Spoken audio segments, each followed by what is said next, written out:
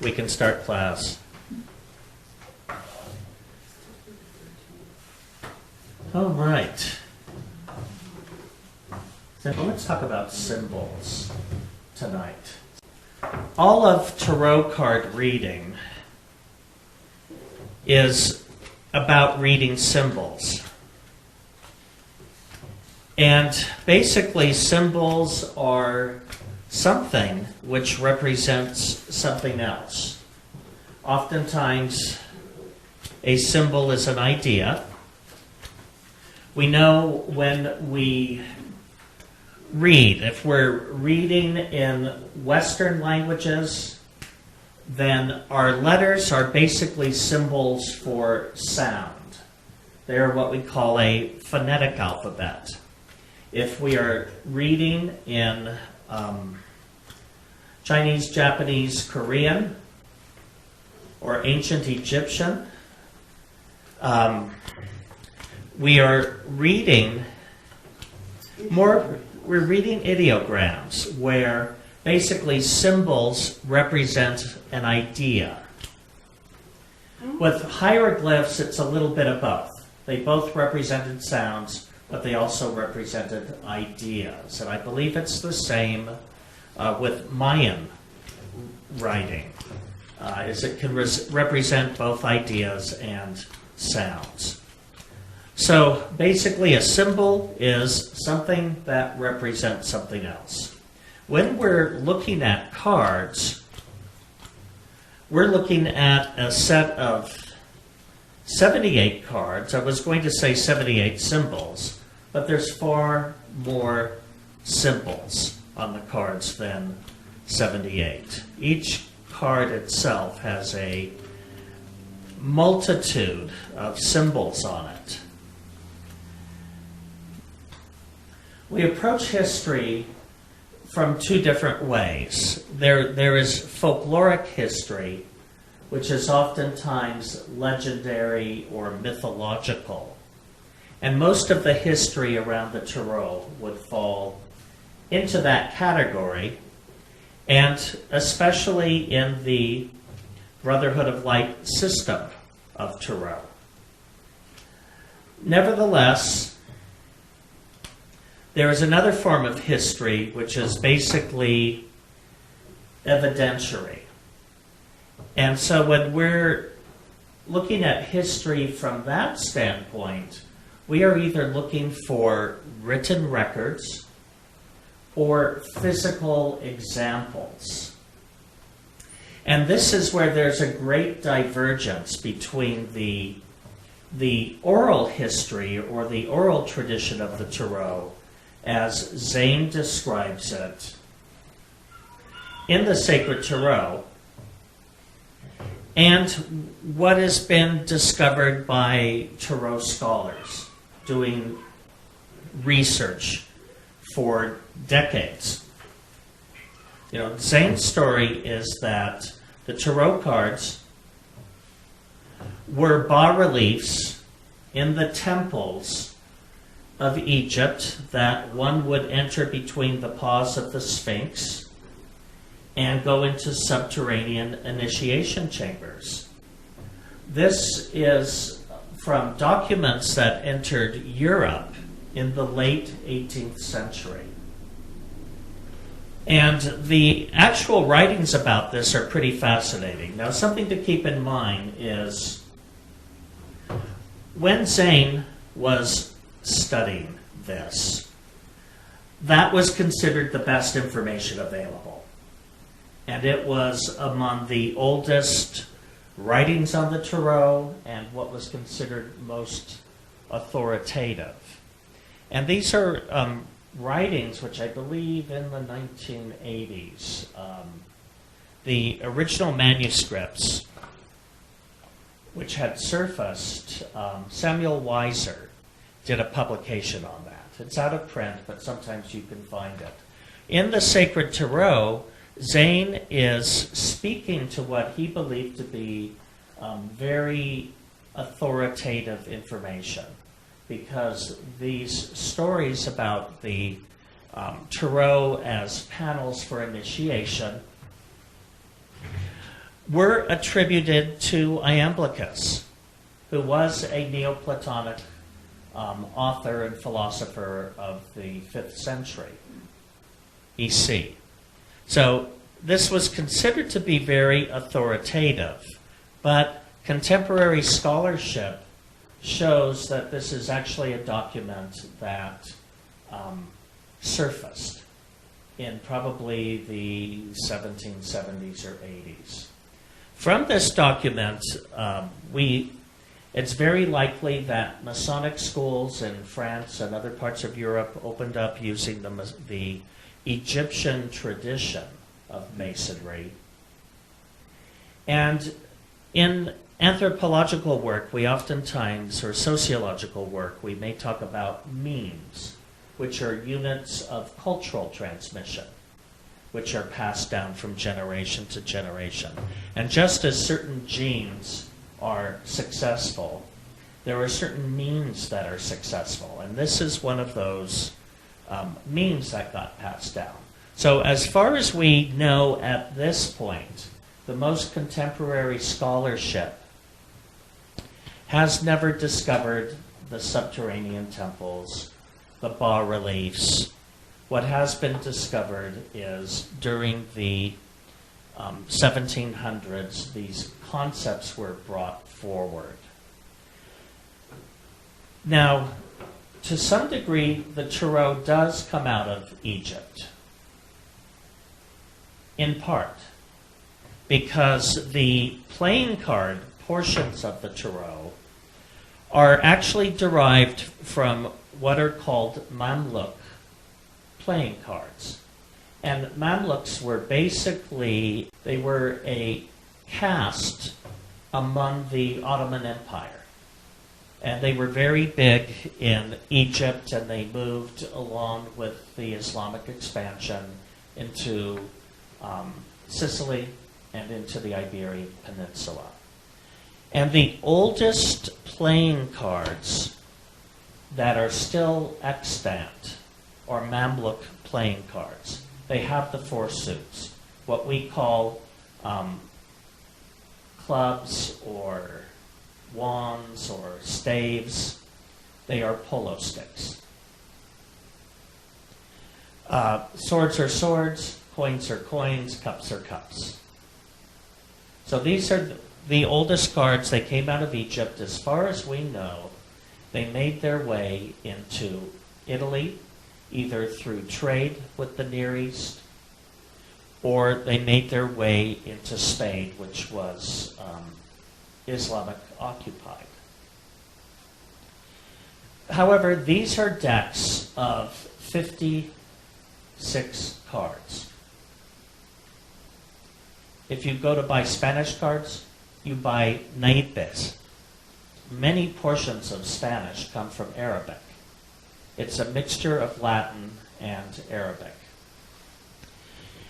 Naipe comes from naib, which is Arabic for the second in command. And the one difference in the Mamluk cards from modern cards, the Mamluk cards had the king, the lieutenant or second in command, the second lieutenant or third in command, and the attendant. No women. No women. I think there's evidence as early as 1337 of these cards coming into Europe. Now, what I have spread before me here, the major arcanum of the tarot, are quite possibly a different invention, but I would argue, too, that they come from Egypt. Just possibly not on a direct flight to Rome, or in this case to Milan.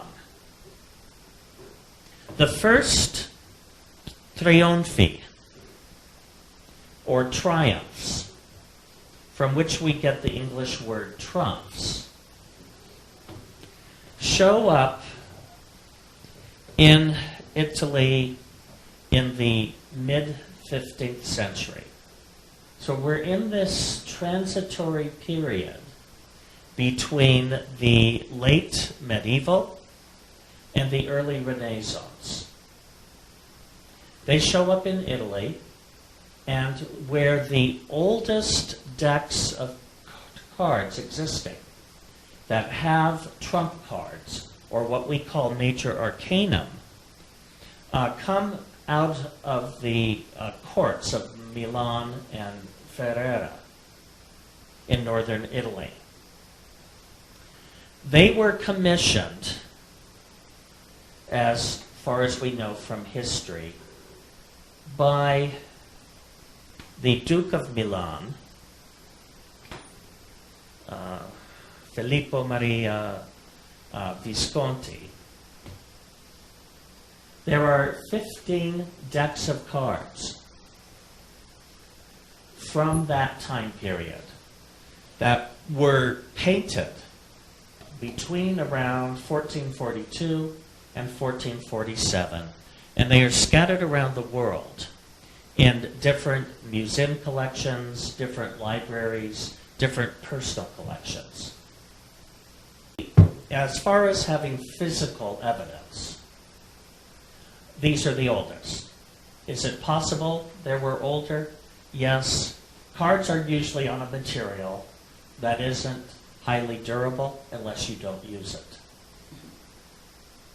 So it is possible that these trionfi, or these triumph cards, were in existence prior to that.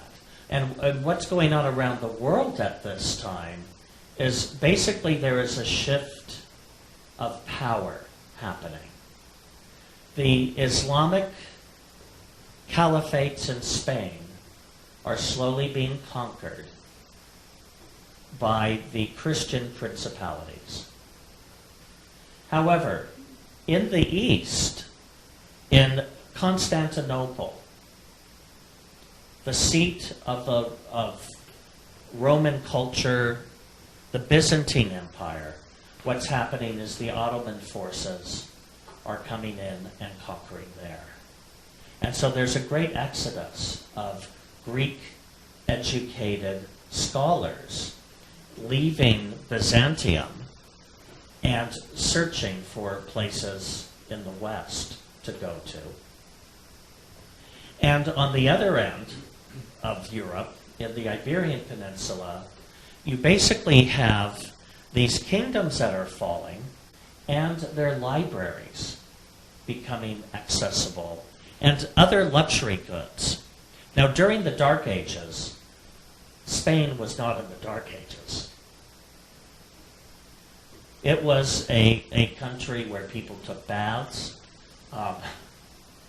had beautiful gardens, extraordinary architecture, had all types of scientific inventions, had medicine, alchemy, etc. It was, something else was going on there. So there's a shift of power and shift of culture going on either end of Europe. So it's quite possible. We know that naipes came into Spain through the Mamluks, through the Islamic troops that took over Spain, possibly in Sicily, because parts of Sicily were also Islamic controlled for some time, around the same time. And then we've got these ideas coming in also from the Byzantine Empire. So while, as I said, Rome was slumbering in the Dark Ages, the same in Byzantium. It was a highly active, progressive, literate, scientific culture.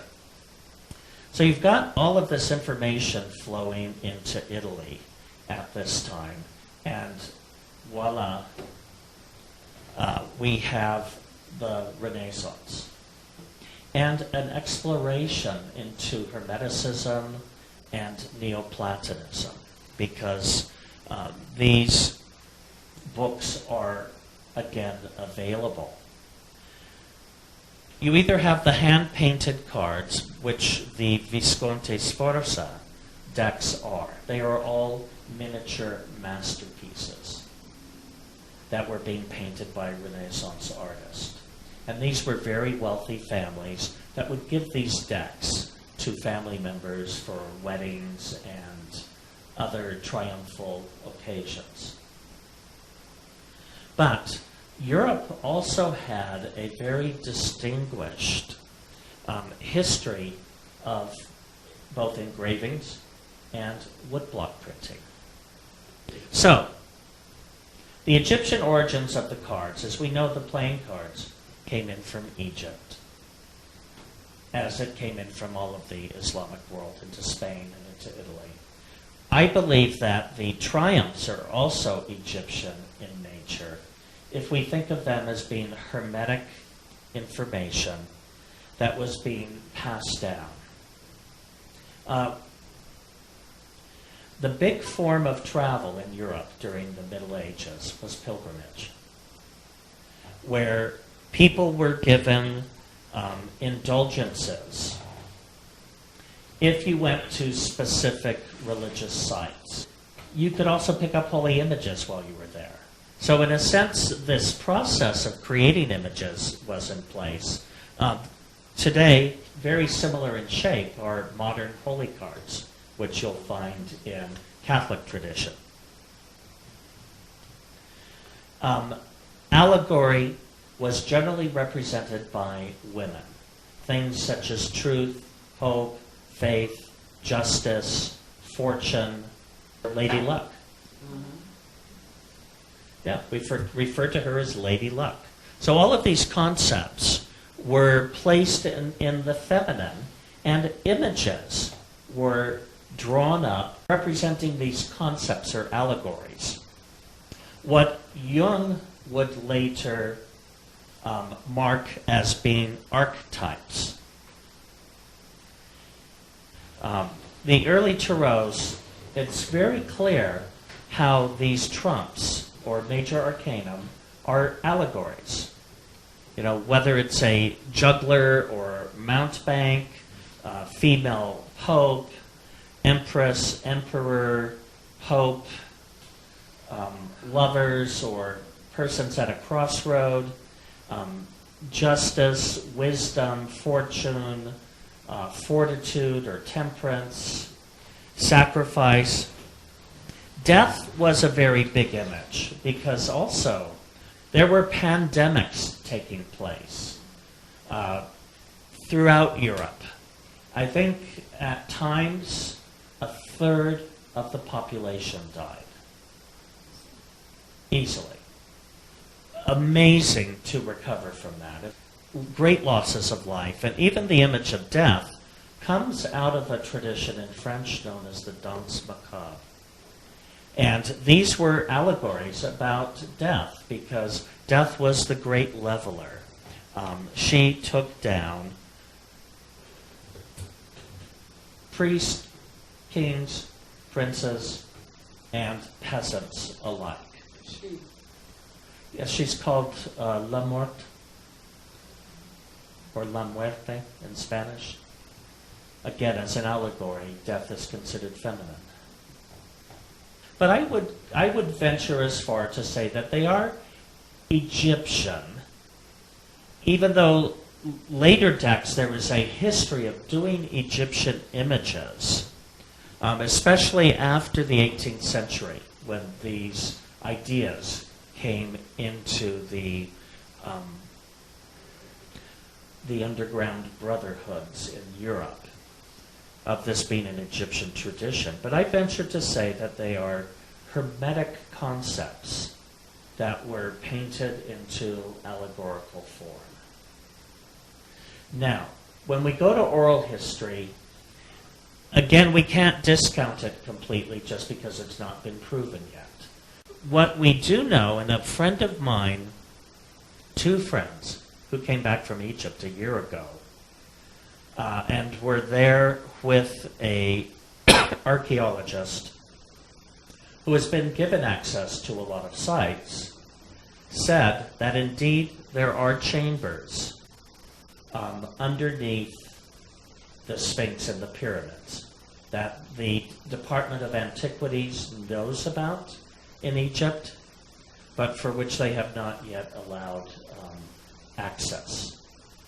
So they may find something there, and maybe not. I mean, sometimes with folklore, what may happen is Tarot history may get rewritten because they find these concepts there, or they may not. So I try to discern between the folkloric history of the Tarot being a set of initiatory symbols and it actually being a marriage of these Islamic Egyptian gaming device that comes into Europe that is married to a set of allegorical symbols.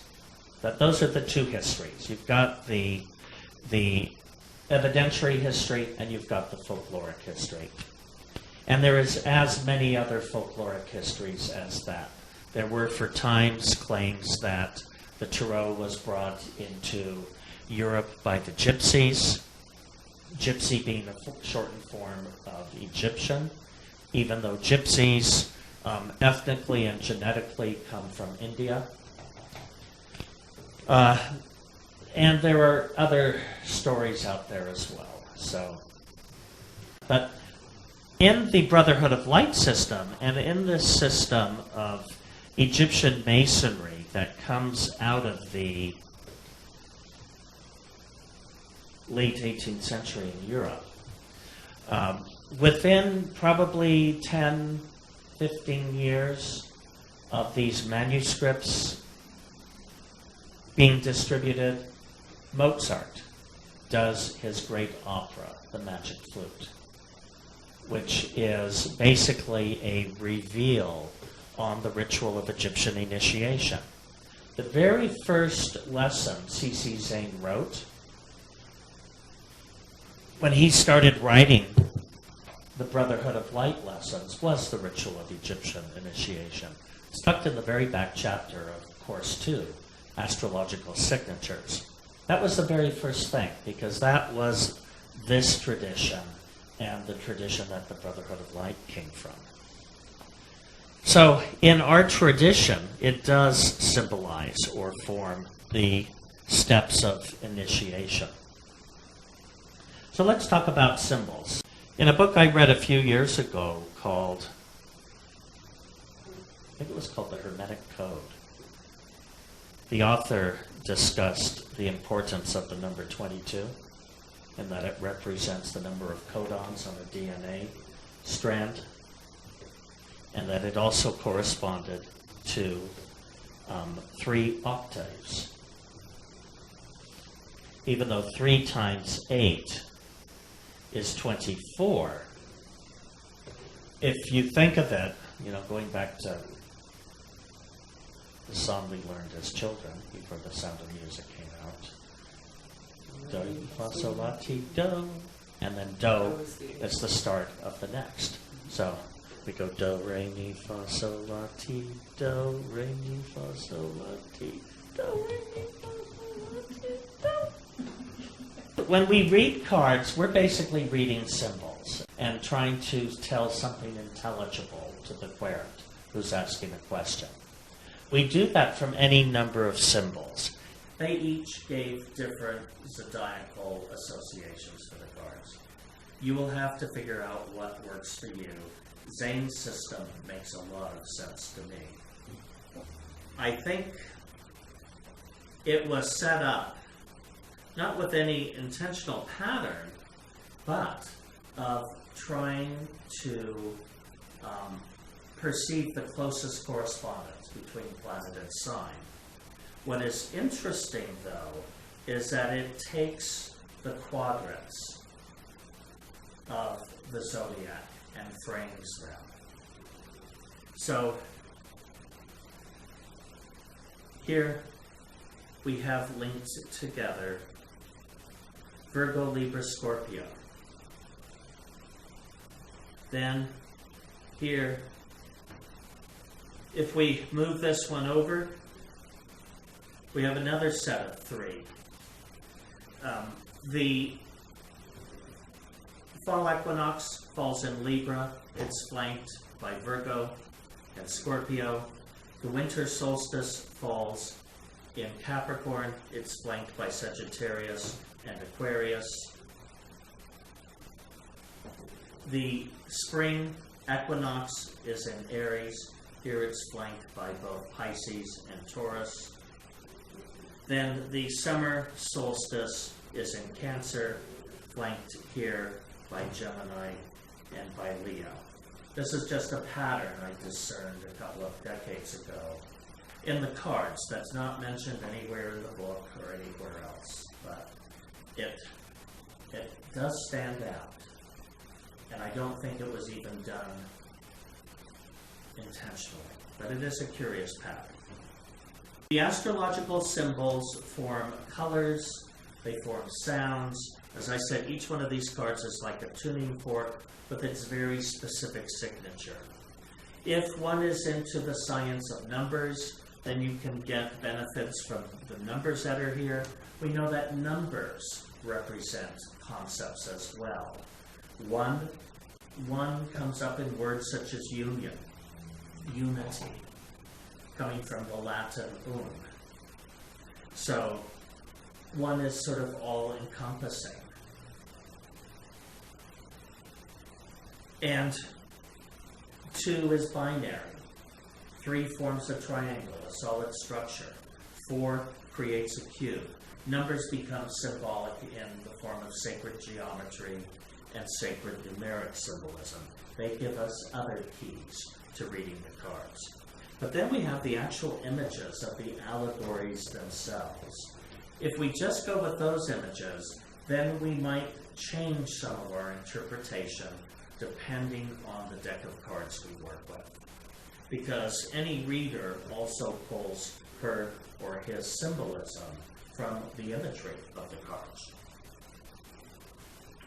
So in some decks, Arcanum 1 may look more like a mountebank or a juggler or a sleight of hand magician. In this deck, he's pictured more as a ceremonial magician. And we see certain symbols that give us information about the card.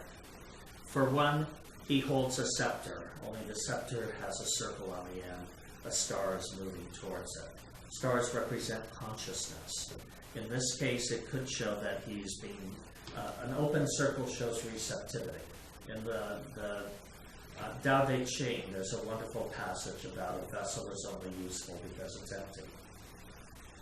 And it's the same with each of us. If we're full to the brim, nothing can get in. So that represents that there is a receptivity or an empty spot that consciousness can reach. One can debate, is this consciousness from the inner plane? Other symbols here might be the fact that some of the cards are standing, some are seated. Standing shows active, seated shows passive or receptive. It's being in 2 different modes of being. So we'll see, standing, seated, seated, seated, seated, standing, moving, seated, standing. Who knows what's happening here? Yeah, some are standing, some are standing on their heads. It's moving, all right. I like the cards of movement. Standing, standing upside down, or wishes he was standing. Standing, standing, standing, falling, kneeling, standing, floating, levitating, kneeling, standing. So there's different states of activity represented symbolically, just by body position in these cards. There's geometry. Circle represents that with no beginning and no end, aka spirit, the divine. Squares or cubes represent that where 2 planes intersect, just like the cross, which is the physical realm, the material. And we'll see a lot of these guys. Here we have a cubic altar, a cubic throne, cubic throne, cubic throne, cubic throne, square-shaped carriage or chariot, cubic throne, square-shaped mantle, circle is going on here. Triangles represent direction. If you think of an arrow, arrows are directional. So here we have a triangle, and it's pointing downwards. So the direction is showing that the energy is going below. Here there's a triangle, and it's pointing upwards, indicating energy directed upwards. So again, triangle pointing upwards. It shows directional flow of energy. So these are different symbols. There are certain animal symbols that come up in the tarot that give us key information. With animal symbols, we need to either know the mythology around the animal, or it's helpful to know the natural history of that animal. On Arcanum 1, on the side of the altar, is an ibis. The ibis was one of the sacred birds in Egypt. But the ibis was sacred to Thoth. And in fact, the tarot cards are often called the Book of Thoth. Thoth being Hermes Trismegistus, Hermes from whom we get Hermetic knowledge. The ibis has two sets of lids. The ibis can sleep with the inner lids closed and still be vigilant to what's going on around them. Other symbols on this card, on the altar of Arcanum 1, we have a sword, a coin, a cup, a scepter's in his hand. We know these to be the symbols of the four elements. And in practical magic, in ceremonial magic, there is a need to have the elements present in proper proportion for flux to be able to take place. There has to be that right balance of acid and alkali, much like when you made jewelry. If you soldered it all, you'd have to, in order to get two pieces to anneal to one another, there had to be that right balance. So there's interesting symbols. Here in Arcanum 2, she sits between two pillars. She's oftentimes called Le Popesse, or the female pope. And the other card that's known as the Pope is also seated between two pillars. So this shows a sanctuary. But 2, of course, represents, and our word dual comes from that. Anything that is dual oftentimes contains polar opposites. For both the priestess and the hierophant, or the high priest, this duality can represent being able to discern good from evil. Another thing, going back to these ancient tarot cards, the extant examples we have, those earliest 15 decks I spoke of do not have the names on the cards, nor are they numbered. So it is assumed that we know what sequence they fell in. That was somehow an oral tradition or a common knowledge of those who used them.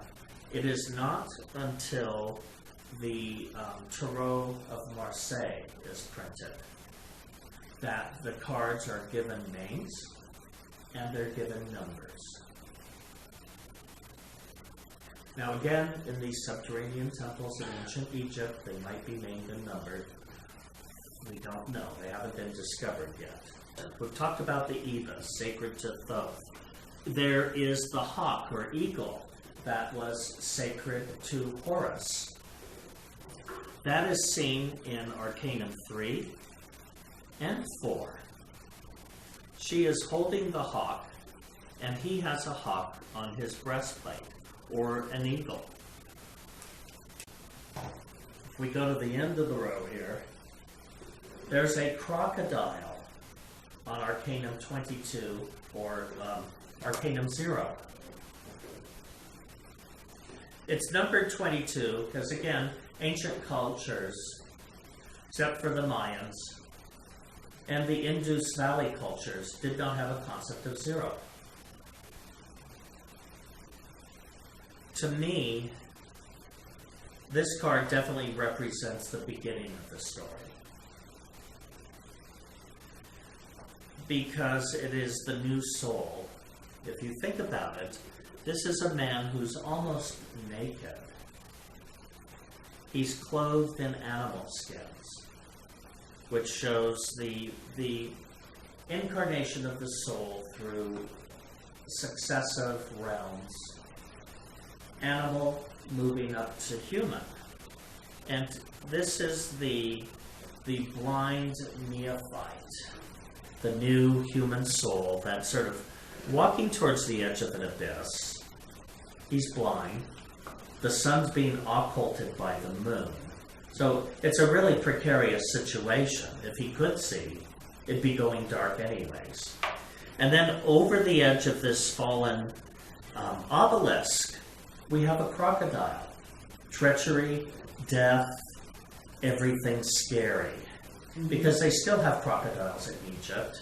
And if you're doing your laundry on the bank of the Nile, that could be your last laundry day. You just never know. And so it's that it represents that unknown, scary thing that can devour us. What other animals do we have here? There's a cat on the side of Arcanum 4. Animal symbolism. They see in the dark. And so that's what the cat represents here, is this ability, much like the ibis here on the side, this ability to see into both worlds. It's the same with the cat. The hawk, which is represented on the emperor and the empress, or on Isis unveiled and the sovereign, to the ancients, it represented marriage and sexual energies that had been spiritualized. Well, here are some animals, but they're sphinx. These are mythological animals. And here on the front of Arcanum 7, the conqueror or the chariot, the sphinx are colored light and dark, representing periods of fortune and periods of adversity. Few of us get through life unscathed. We get to travel through both territories. I forgot serpents. My goodness, starting with Arcanum 1, his belt is a serpent. Arcanum 3, there's a serpent at her brow. The same with 4. The same with 5. The same with 7. The same with 8. On 9, there's 2 serpents at his feet. On Arcanum 10, there's 2 serpents at the lower bottom here. So, and I'm sure we could go on and find more. Serpents were pretty big in Egyptian culture, and they were generally represented as cobras. On one hand, the cobra's ability to stand and inflate itself is a phallic symbol. It can represent male sexual energy. The venom of the cobra can represent, much like the venom of the scorpion, but basically the side effect of sexual energy is it can bring possessiveness or jealousy, which is venomous. Though I always describe it as putting poison in your own coffee, hoping the other person will die. That's resentment. That too. Jealousy is really similar. Serpents, when they're at the brow, it shows that that energy, that powerful, vital life force, sexual energy, is used towards enlightenment. An unusual card is card 15, where the serpent is coming out of the solar plexus, or the belly, which actually shows that desire is used for personal interest or personal gain. We have two serpents at the feet of Aquarius. Zane claimed that the waves of Aquarius not only represent the water flowing from the water bearer's urn, but that they were also serpents going in opposite directions, showing desires kept in balance. So here there are two serpents at his feet. I mean, there's too many symbols on our animal symbols on Arcanum 8. There is a lion, there's a sphinx, there is a winged turtle. Anything winged is something that's been uplifted or spiritualized somehow. But a turtle, and they can withdraw into their home. And the way I interpret the winged turtle here on the card of justice is sometimes we have to ignore the outer evidence and go within and use intuition or inner knowledge to find truth or justice. So it being winged, the turtle's able to withdraw its senses and go within. And that's the sign of balance and equilibrium. Now, other animal symbols. What about dogs? Faithful friends. I mean, the oldest animal that has lived in close association with man. But if we look at Arcanum 18, it represents that dogs can be both treacherous and friendly. So one has to be able to discern who is a friend and who is a foe. Because on one end, a dog may be snarling at you, but on the other end, the tail may be wagging. We have composite creatures. For example, Arcanum 15 has the body of a hog, greed, the head of a crocodile, viciousness, wings of a bat, representing that it's a denizen of the dark. So it's a compound mythological creature. On that, we also have two people who have goat heads. But the goats are ruled by Saturn or Capricorn. And there is an element in goats that is very self-serving. Goats, if you take them into an environment, can create an environmental catastrophe because they can denude everything, looking for food. So they can be very useful as well. I use. Arcanum 17 has a creature, and it is a butterfly. Transformation or metamorphoses, turning from one thing into another. So it's the ability to transform these life experiences. So there are animal symbolisms that come up in the cards as well. And there's a lion here. There's a lion on the side of Arcanum 8 and on the side of Arcanum 11. Curiously, in the decks, these two are often switched. And so in more recent decks, you will either find cards that are in the tradition of justice, balance, equilibrium being the number 8, 2 4s in perfect balance, or as the number 11, 10 plus 1. Or vice versa, with fortitude, or what the card that's oftentimes called strength. Here the lion stands by the side of blind justice, and here temperance or force, or the enchantress, is opening and closing the jaws of the lion. So we can use numeric symbolism, astrological symbolism, animal symbolism, geometric symbolism. All are ways in which we draw in information that create part of the story that we tell about the cards. And then when we work with the minor arcanums, they all relate back somehow to the first 10 major arcanums. And in this deck, there's a closer similarity between these two cards. Here you have the alchemist with two ewers pouring the elixir of life or the male and female fluid back into one another. In 17, you also have these two vessels pouring earth into water and water onto earth. Now, one of the other ways in which we've looked at the cards and dividing them into 3 octaves, another way to divide them is into the Trinity,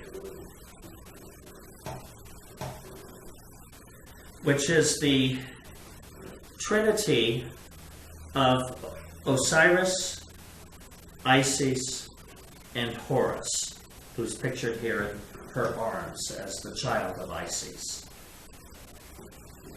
And so there are 3 paths that one can go down in the Tarot.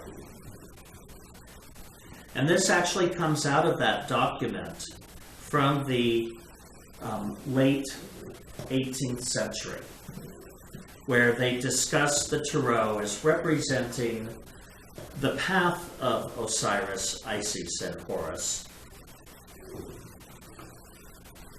And depending on which path one takes in terms of their spiritual life, there are very different things to be encountered. Depending on which path one takes, there's very specific experiences to go through in the initiatory steps. The path of Osiris is Arcanums 1, 4, 7, 10, 13, 16, and 19. You can see it skips every 3. The path of Isis is Arcanums 2, 5, 8, 11, 14, 17, 20. And the path of Horus is 3, 6, 9, 12, 15, 18, and 21. And according to this older manuscript, it basically describes that in our process of life, or initiation as I call it, I see our lives from birth to death as our initiation. It describes that one can take one of these particular paths, or sometimes in life we go through successive paths. But if we look at the orders which these cards fall, they will tell a story. Who out there has a question they want to ask? Would you do a reading for me? Would I do a reading for you? Oh. I will come sit across from you. All right, we have a student doing a reading. And I'm going to ask the question, what surrounds my upcoming trip to Los Angeles, or to California, since I'll be in several parts of it? What surrounds your upcoming trip to LA? So I've laid out the 7 cards, Christopher, and the top card represents the past, and these cards are used to being turned this way. Mm-hmm. So we have the 5 of Swords. So the 5 of Swords would be Okay, escape from danger On the and intermediate struggle. Yes. I think moving from Los Angeles was an escape from danger. Others might agree. And I'm actually, one reason for going back is I'm taking care of my aging parents, and it's always a big struggle when I'm there interacting with them. And an attempt to escape from danger, I imagine, for them and for the family. Right, my concern is always to make sure that they're looked after, Right. well taken care of. The card's right side up. Seems like a worthy motivation. So the second card would be the lower right of the triangle that faces up. So that would be the present signifier. And here we have Ace of Scepters, Aries, Aries. Is your trip going to coincide with the spring equinox? It will coincide with the first decade of Aries. All right. The first 10 days of the... so yes. And the card is usually read as news of a business opportunity, which isn't something I've received, but I will be conducting family business while I'm there. Uh-huh. And the fact that the card's reversed, I often read reverse cards as though they are in the receptive mode. So your openness to receiving news or gleaning new business opportunities might come if you have that open, receptive, welcoming, alert, vigilant frame of mind. Oh, all right. How would you read the reverse ace? I might read that as there are minor business activities that I have to conduct while I'm there. Yeah, it just makes it less important. Less important. Right. Okay, then number 3 would be our future card. And we have a King of Swords here. So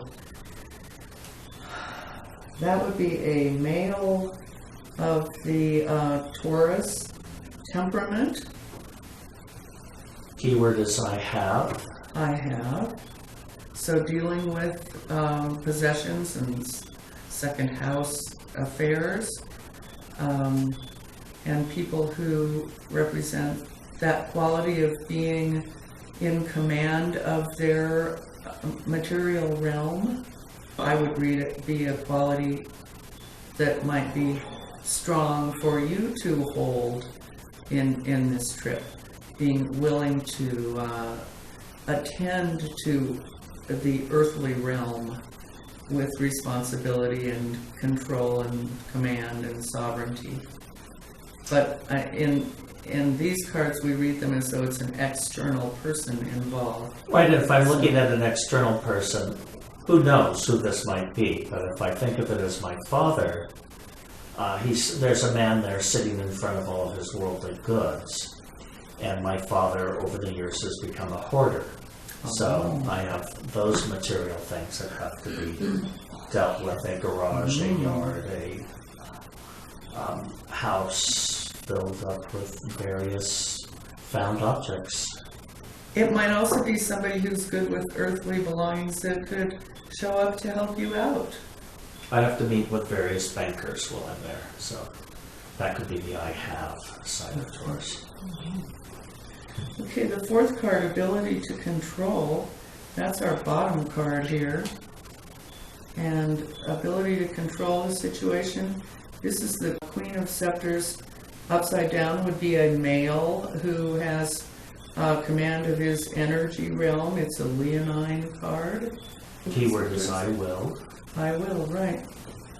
So staying focused will be a important key to achieve. Yes.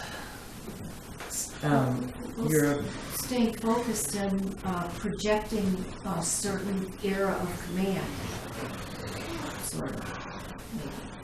Yeah, and it's Yeah, hard when you yeah. deal with aging parents who have spent a lifetime being accustomed to being in charge, and then as a child to have to take command of parents. It's a role reversal that usually does not come comfortably to either party. However, the fact that the card is a queen might give you some social graces.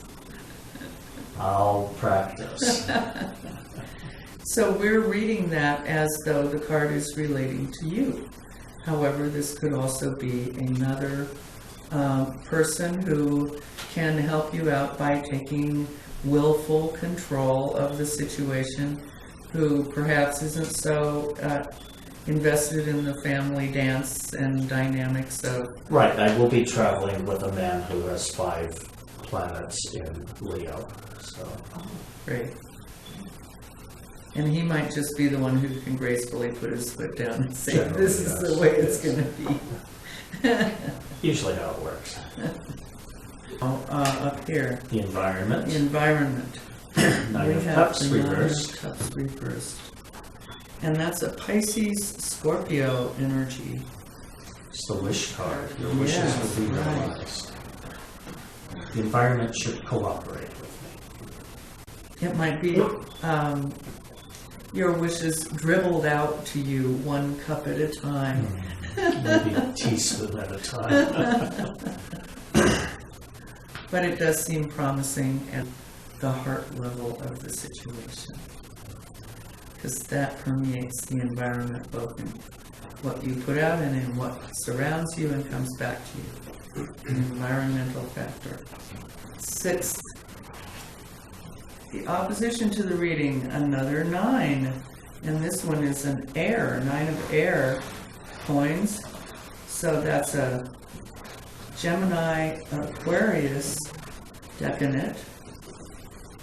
Money spent on associates. And the inner meaning is reason. So that seems like you might have many good reasons to employ help, to be willing to share in the responsibilities, even if you have to pay people to do so. You can probably be moderate in your need to do that because the card's upside down.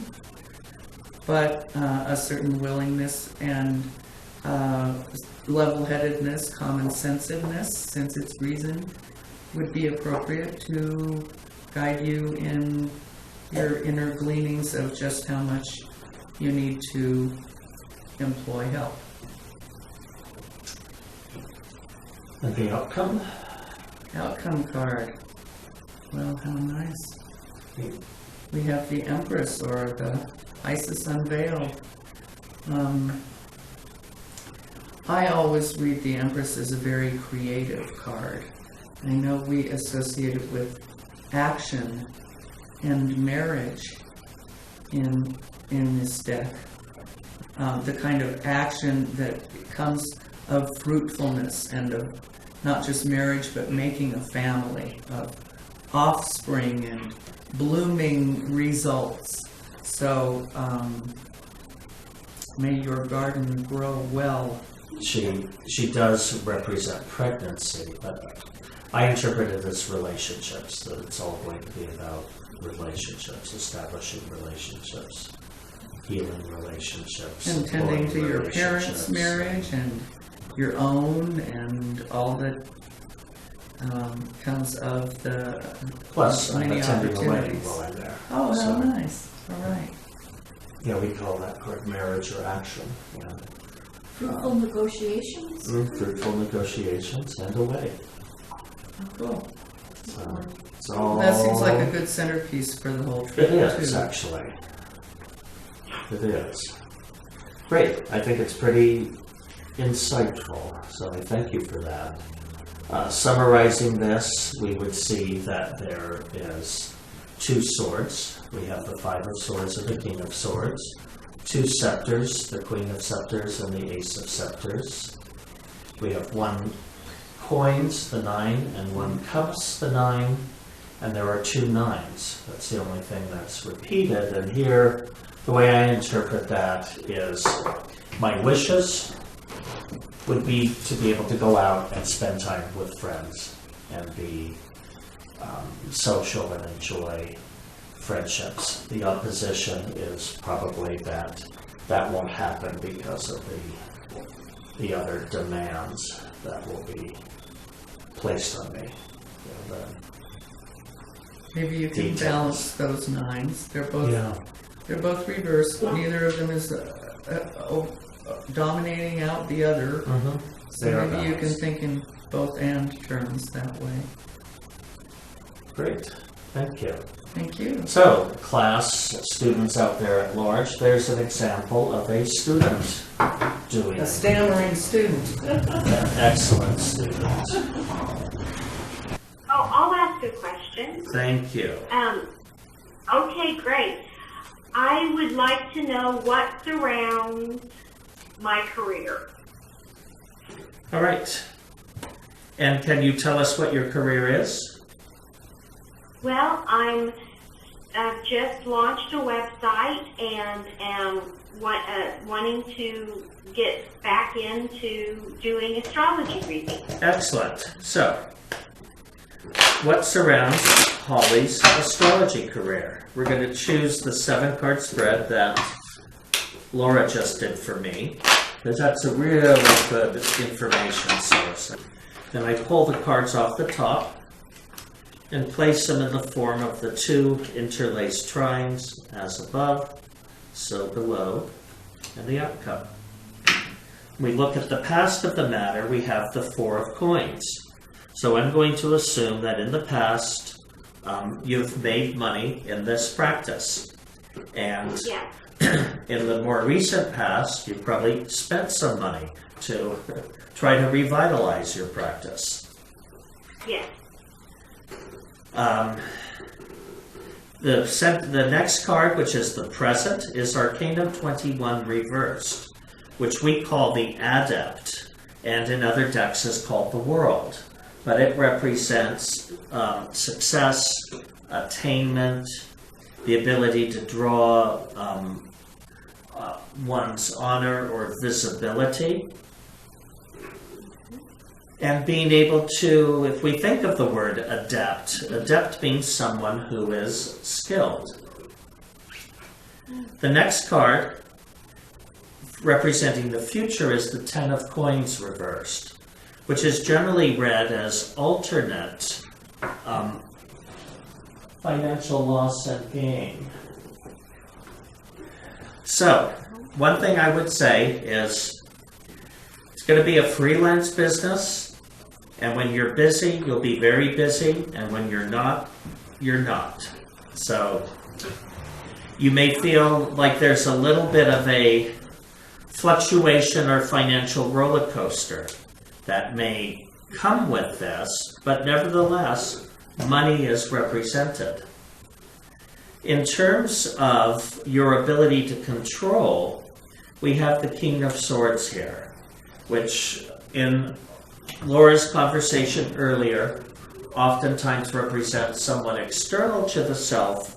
This is a man that may be an ally to you, who could be of Taurus temperament, practical, down to earth, systematic, determined, methodical. This may be somebody that helps you in your business, or this could represent a side of yourself where we say that your ability to control this might be through really applying a very practical business model to the business that you're setting up and just being very clear about fee base, payment strategies, etc. The environment here is the 7 of Scepters reversed, which generally represents success in teaching and publishing. So it can also, if we just think of Scepters as business, it can also represent success. So the environment will support you. Now, thus far, everything except for the King of Swords is reversed. So it's moderate but it's looking favorable. And you may also want to contemplate what may be your own form of teaching, whether you're using your astrological consulting sessions as a way of educating others, or whether as part of your website you do little educational blogs that might capture people's attention and sort of hook them into what you're doing. The opposition here is the King of Coins reversed, which would represent a woman of Gemini temperament. So you might have to be careful of dealing with a crazy person. Or what could be even your own vacillation or indecisions about the business. Knowing that the worst quality of Gemini is changeableness. You may have to really come to the conclusion that this is what you want to do, and that you also stick to some kind of schedule with your work, both for your sanity, but also so that your patrons know what to rely upon. But also become very intuitive about being able to discern what clients coming to you might actually need a mental health specialist as opposed to an astrologer. Yeah. Otherwise, it could become a painful or unpleasant experience. And the outcome is the Three of Coins reversed, which is a marriage for money. The way I interpret this is that there will be fair exchange in your relationships with your clients and patrons, that you will be compensated for this and figure out how to turn this into a reasonable business. So when I look at these cards, it looks really cheery to me. Like it might take a while to develop. Yes. With all the reversedness of it. Right. There's only one card right side up, and that's your ability to control this. And Taurus, which is represented here in the race of the tortoise and the hare, Taurus is more the tortoise. So move towards it slowly with a plan. Keep your business models in place. Out of 7 cards, 4 are coins, which in a question about a career has its advantages, because sometimes one can have a career and not make money at it. In this case, it shows that there is compensation that will come your way, although it may be erratic or unstable. Okay. But the marketing end, the 7 of Scepters to me also represents your web presence, anything you do for marketing, promotion, advertising, or the way in which you utilize your business to illuminate or to educate others. Yeah. I was doing pretty good about writing blogs, and I kind of got constipated with it. And I'm wondering if that opposition card could be my own resistance to writing my blogs. It very much can be, and it's the card of the writer. This is a man, it's pictured as a man seated on a throne. He's holding a scroll in his lap and he's writing on it. So the opposition, yes, could be your own resistance to writing. But if you think of writing as educating, then that could be the component that might cause people to choose you from your website rather than another astrologer. Oh, thank you. Yeah. I only have one planet in air, and it's Saturn in Aquarius in the 11th. And it actually quintuncts Mercury. So I feel some insecurity there, about writing and like, will it be good enough, and kind of that Saturn pressure. Well, what I would do, listen to the problems of your friends. Mhm. And from that, you may discover themes that are universal to the human condition.